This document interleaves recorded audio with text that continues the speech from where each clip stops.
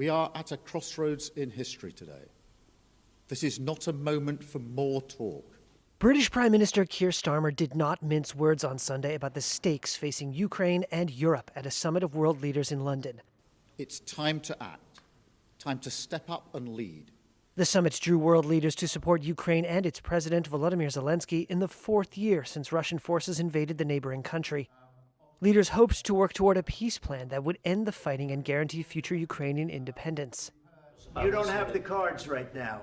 With us, you start having cards. Right now, you don't. You're playing cards. But overhanging Sunday's summit was Friday's fiery Oval Office face-off that appeared to shred relations between Washington and Kyiv. You're gambling with World War III. Years of staunch American support for Ukraine and its fight against a Russian invasion appeared to evaporate when U.S. President Donald Trump, who returned to the White House deeply critical of Washington's support for Kyiv, erupted in anger at Zelensky. If you didn't have our military equipment, this war would have been over in 2 weeks. In 3 days. I heard it from Putin. In 3 days. Rather than offering support for an American ally valiantly resisting an unprovoked attack by its larger neighbor, Trump instead castigated the visiting leader, admonishing him to accept the difficult position his country was in.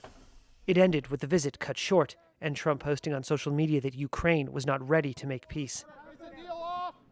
The affair sent shockwaves through American allies and prompted pleased responses from American rivals. Трамп, он прагматик. Вот это его лозунг «здравый смысл». Russian Foreign Minister Sergei Lavrov praised Trump's, quote, common-sense approach.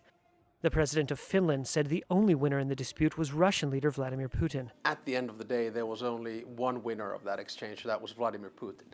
Having said all of that, probably a wake-up call. And, the conversations that I've had since in the past 72 hours are pretty much about, let's move on, let's get back on track, let's see what diplomacy can do. And I'm quite convinced that the meeting that we have here in London today is going to give us the first baby steps back to the table.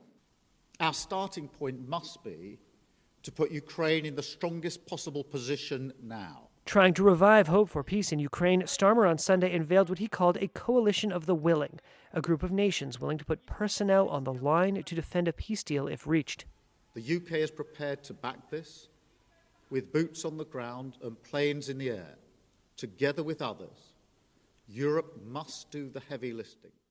And he announced a $2 billion deal to supply British-made air defense missiles to Ukraine. I don't think you'd be a tough guy without the United States. Trump has upended U.S. policy in the 3-year-old war since he returned to the White House in January, casting doubt on its military and political support for Ukraine and Europe, and ending the isolation of Moscow.